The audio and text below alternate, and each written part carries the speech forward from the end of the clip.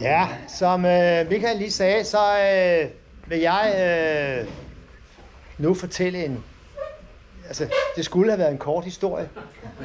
Men det er eddermame svært at fortælle en kort historie over 70 år. Så det har jeg sådan prøvet at skrue lidt sammen på forskellige vis. Det første er, at jeg fortæller noget. Det næste er, som I nok kan se, at jeg har faktisk valgt at interviewe et par folk, som vi så hører bagefter fortælle om Holbæk Jazzklubs historie, som er en fantastisk historie. Det er, som Michael også fortalte her før, altså noget DNA i Holbæk, fordi det også er der, hvor der er så mange tråde tilbage til tiden, hvor folk har været med. Jeg møder i min fodboldklub, jeg møder dem andre steder. Nå jamen, jeg sad da også lige i bestyrelsen i 2 år, eller jeg var også lige med i ned og lave mad, eller et eller andet. Der er rigtig mange Holbækere, der har været involveret i Holbæk Jazzklub. Så det er også rigtig vigtigt at sige, at foreningslivet på den måde kan også noget. Og det tror jeg bare, vi skal også bruge dagen til at sige, det er eddermame fantastisk, at det så kan eksistere stadigvæk efter 70 år. Og så er det rigtigt, der er så mange andre foreninger i Holbæk. Holbæk kan faktisk noget med de her frivillige foreninger. Der er rigtig mange af dem. Der er rigtig mange, der er engageret i det. Det er vildt fantastisk. Men det var sådan lidt out of order af den her lille tale, som jeg skulle holde. Og det første, jeg vil sige, det er bare, at jeg går langt tilbage i tiden. For 100 år siden, sådan cirka, der kom jazzen til Danmark. Og dengang, der var det sådan noget med dansemusik og ragtime-musik. Det var ikke sådan... man kaldte det måske jazz, man kaldte det mere noget andet, men det var ikke jazz som over there in Amerika. Der havde man rigtig jazz, og det var det, man gerne ville have til Danmark. Det, man kendte i 1920'erne. Det kom så også til Holbæk. Og det er faktisk sådan, at den organisation, vi har, der hedder Jazz Danmark, de har valgt, at 2026, altså til næste år, er året, hvor jazzen officielt kom til Danmark, for der kom det første udenlandske jazzorkester og spillede i Danmark. Så det fejrer de, og det har vi også valgt at gøre, og det kan I måske finde ud af til næste år, hvordan vi gør det. Men hvordan landede jazzen så lige i Holbæk? For den kom jo også til Holbæk. Ja, faktisk så forlyder det, at allerede i 1922, der var der et par brødre, der hed Bertel og Anker Skjoldborg. De gav en koncert her i Holbæk på Grand Café Casino, eller var et casino hed det ikke, men det hed bare Grand Café med deres orkester en søndag kl. 16. Og dengang, der annoncerede man så noget som, ikke jazzmusik, nej, det var jazzmusik. Det var sådan lidt ekstra på, der var noget, der skete der. Og det var faktisk første gang, der var et orkester i Holbæk, som spillede med en saxofon. Det havde man ikke set før, det der instrument. Det var sådan noget larmende, noget man har hørt over fra Amerika. Men saxofonen var faktisk lige kommet til Danmark. Den var kommet til Danmark. Sådan, det er en historie, fordi at, det var en musiker, der hed Valdemar Eiberg. Han havde en fætter, der boede i New York. Og da han så havde den her fætter havde fortalt om den der saxofon, så sagde han, kan du ikke sende sådan en over til mig? Så købte fætteren en saxofon, pakket den ned i en kasse og sendte den med et krigsskib, som skulle til København. Der var Valdemar Eiberg, han var nede på havnen og hentede den her saxofon. Og så var der en masse mariner, der spurgte, hvad fanden skulle du bruge den til? Ja, skal du spille jazz? Jamen, kan du spille på den? Nej, det lærer jeg nok. Det kan vi lære dig, sagde marinerne så. Og så lærte han at komme ned på den her havn og spillede med de her mariner, og han lærte at spille saxofon. Og så fandt man ud af, at den der saxofon kunne noget i forhold til jazz. Så derfor kom den der ind i jazzen allerede på det her tidspunkt. Og siden, må vi jo sige, i Holbæk, der har vi haft masser af saxofonister, der har spillet her. Så det har vi også været glade for, at den kom ind her.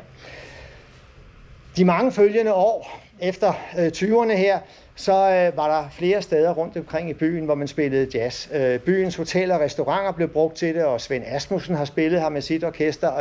Børge Roar Henriksen, som nogen sikkert også kender, har spillet her med sit orkester. Og ganske kortvarigt, så var der faktisk lige omkring 40'erne en jazzklub, hvor svingpjatterne Dem kan I måske huske, I har hørt om med korte skjorter, og der fik ikke for lidt med det ene og det andet. De mundrede sig til musikken, og de dansede til den her jazzmusik, som blev spillet rundt omkring der i slut 30'erne og start 40'erne. På trods af de mørke tider, der var på det her, så havde man jo også behov for at komme ud og mundre sig på en måde. Så det var det, man gjorde ved at være svingpjatter. Og det er også sådan, at de første jazzorkester i Holbæk-området faktisk opstod på det her tidspunkt. Første gang man hører i vores lokalpresse hører om et jazzorkester, der er lokalt, det var i 1947, der spiller Mørkøv Jazzband. Ikke? Altså, never hørt om det, men altså, det var der, og det er jo fantastisk. Så der skete noget frem til det. Men i 1955, som Michael også var inde på, så kom der gang i noget stabilt. Og det er faktisk det, vi skal fejre i dag. Og det er det, vi står på skuldrene af. Det er det, der skete i 55, og det, der siden er sket også fra flere, rigtig mange frivillige, som Michael også omtalte her. Dengang, der var det 6 unge mennesker i Holbæk, der syntes, at der skulle ske noget. Så den 30. august 1955, der besluttede de sig for at holde en generalforsamling, hvor man etablerede Holbæk Jazzklub. Det var Finn Kragerup, som var musiker, ung mand, spillede her i byen, var her fra stedet, og senere blev han faktisk en kendt radiomand. Nogle af jer kan sikkert huske, at I har hørt Finn Kragerup på P3 lave forskellige jazzudsendelser og musikudsendelser. Han blev formand, og den aften, der spillede hans lille orkester den første koncert i Holbæk Jazzklub, hvor det ellers ikke var koncerter, der var formålet. Formålet var faktisk, at man afspillede grammofonplader for hinanden. Og så bagefter, så diskuterede man hinandens pladesamlinger. Hvad har du købt? Hvad har jeg købt? Og hvordan gør man lige det? Og det var jo egentlig meget interessant. Men det udviklede sig, det her. Det udviklede sig. Og den første rigtige koncert, den kom så i 1956. Der var det Torben Ulrik. Ja, nogle af jer kan huske navnet. En tennisspiller og filosof, der kunne mange ting. Men han kunne også spille jazz. Og han havde et New Orleans band, som han kom til her til byen og spillede. Og der, i det band, der var en trompetist, der hed Arnvild Meyer. Arnvild Meyer er et omdrejningspunkt i dansk jazz. I 1971, der startede han det, der hed Dansk Jazzcenter, som samlede forskellige interesser omkring jazz, og gjorde det sådan ligesom, at her der kunne man få noget viden, der kunne man være fælles omkring nogle ting, og gjorde nogle ting på den måde. Og han havde senere, så fik han endnu større betydning for klubben. Det vender jeg lidt tilbage til. Men der i 55, der startede, og 56, der startede de her ting, og så var man altså i gang, og klubben blev hurtigt kendt rundt omkring, og tiltrak rigtig mange store navne, og det gør vi jo stadigvæk. De første mange år, der foregik det, som Michael også sagde, på Hotel Isefjord. Der blev holdt koncerter. Den mest kendte, det er jo en, hvor den store Oscar P. Peterson, han kom til Lille Holbæk med Ed Chitpen på trommer og Ray Brown på bas. Det var store stjerner. Det var helt vildt, at de kom til Holbæk og spillede. Og så blev der optaget en tv-optagelse. Og det var faktisk sådan, at Oscar Peterson, da det her det var overstået, så sagde han, det var et fantastisk sted at holde koncert. Jeg kommer gerne tilbage til Holbæk. Og det ord, det holdt han.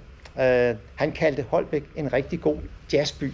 Det kan I også høre mere om senere, fordi som der nok nogle af jer allerede har luret, så har vi en video kørende herom, hvor Flemming Højmand, tidligere formand, fortæller nogle ting, og der er også en lille historie om den her del af det. Og jeg skal også lige sige med det samme, at den video, den er selvfølgelig klippet sammen fra et interview, og Tony, vores PR-mand, har simpelthen gjort det helt fantastisk, men det er bare lige for at lave en teaser til, så ikke går før tiden, ikke også? Altså, det kan ikke have. Men sådan er det.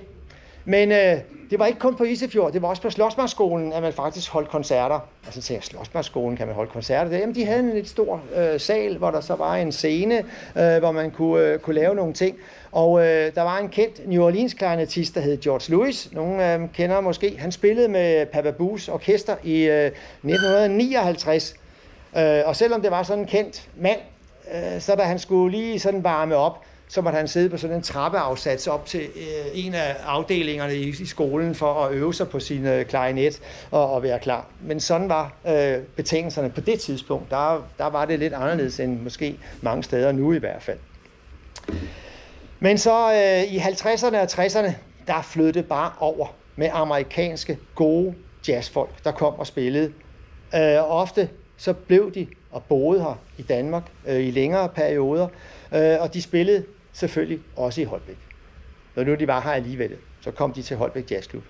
Det var så nogen som saxofonisterne Ben Webster, Dexter Gordon, Stan Getz og en bassist, Oscar Peterson, og pianist Kenny Drew, og også en sangerinde, Rosita Thomas hed hun. Det var nogle af dem, der bosatte sig her. De fik kærester, og nogle af dem fik også børn. Og Rosita Thomas, hun blev faktisk gift med en dansk radiomand, der hed Henrik Wolfgaard Iversen. Og hvis man sådan kan huske tilbage til nogle af alle de der gamle udsendelser i radioen, så var også sådan et navn, der også interesserede sig for jazz dengang. Men også pianister som Bill Evans, James Jack Dupree, Earl Hines og andre saxofonister som Don Byers, Roland Kirk og Coleman Hawkins, ikke mindst. Det var nogle af de helt store, der kom til byen. Og der var også lidt sådan, men var jo i slutningen af 60'erne på det her tidspunkt, der var jo også mange andre ting, der skete. Der var et eller andet med noget i England med noget Beatles, og der var nogen i USA, og der var nogle andre, der spillede forskellige ting, og der var meget andet, der skete rundt omkring. Der var et bluesorkester, der hed John Mayall and the Bluesbreakers. Det var ret kendt.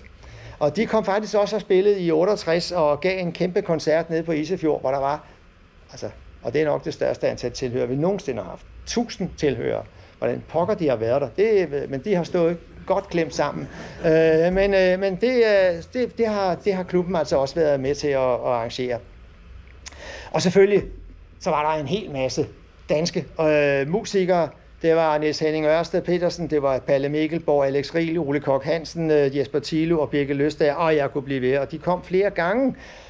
Og så var der, ud over dem, som vi kender navnene på, så var der en masse lokale jazzband, der også kom og spille, fordi der var jo musik næsten hver uge. Det var koncert. Det var en tid med et overflødighedshorn af musik og orkester på det her tidspunkt.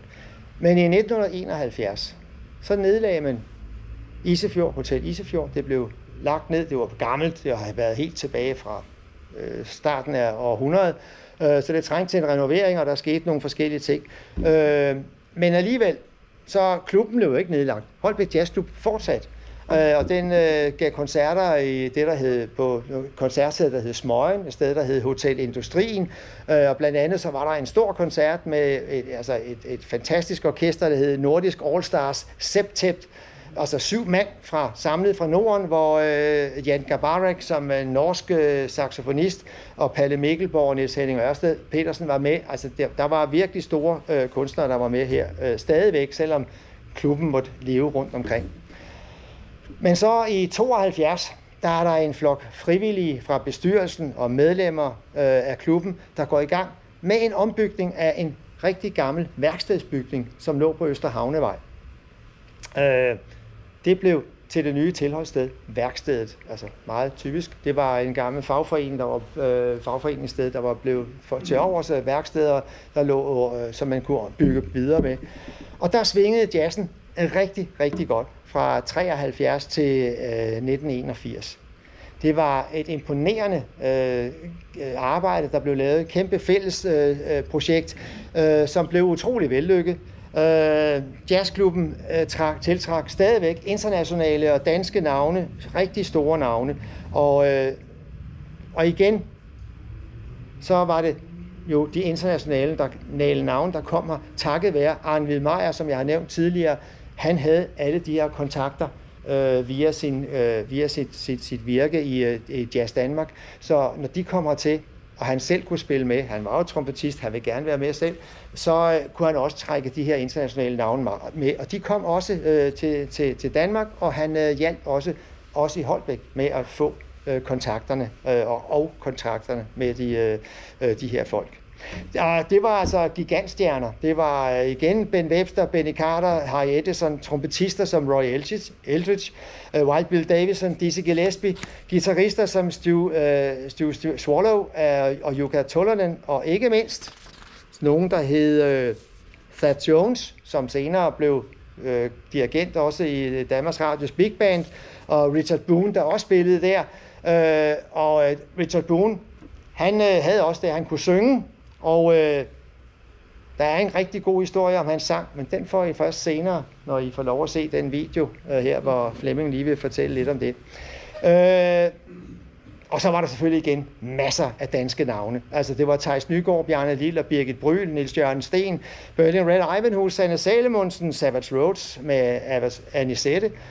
Og ja, faktisk så kunne man i værkstedet også høre Kim Larsen, C.V. Jørgensen og Knacks. Jamen, der var stor alsidighed her i repertoiret. Jeg kan se, Henrik nikker, han kender til det. Han var aktiv dengang. Da værkstedet så lukkede, og 80'erne de begyndte, så kom der faktisk en nedgangsperiode for jazzen. Men det var alligevel sådan, at der var nogen, der kom her. Og en af dem, der kom her og spillede, det var en meget kendt bassist, sådan med en pisk i nakken, Hugo Rasmussen. Jeg tror, mange af jer kan huske ham. Fantastisk mand. Han sagde i 1985 til avisen, at Holbæk Jazzklub, det var et af hans foretrukne spillesteder. Her har jeg spillet flere hundrede gange, sagde han. Og stemningen er altid i top og god kontakt til publikum. Og det var jo en god reklame at få på det tidspunkt. Og så er det faktisk også sådan, at aftenens solist, Cecilie Nordby, som I forhåbentlig også kommer ned og hører, hun havde i 1986 sin første optræden i Holbæk Jazzklub. Og hun har været her mange gange siden. Så det kan vi glæde os til. Men først i 1995, så kom der rigtig styr på jazzkalenderen igen.